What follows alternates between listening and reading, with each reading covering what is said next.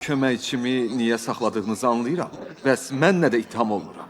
Məni burada səbəbsiz saxlaya bilməzsiniz. Səbəbin var. Gün batandan sonra qara götünü bayra çıxarmısan. Vəkilimlə danışmaq istəyirəm.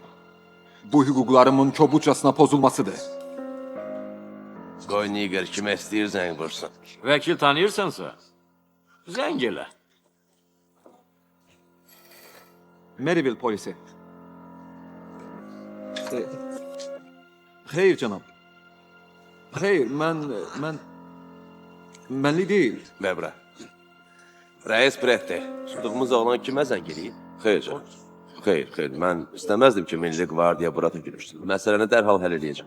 Aç burax. Hə? Dedim ki, bırax onları. O makaron mənim əngimi əzib.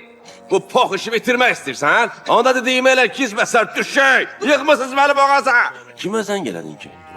С одной головы соседи на весь пух и прах, все с одного ребра.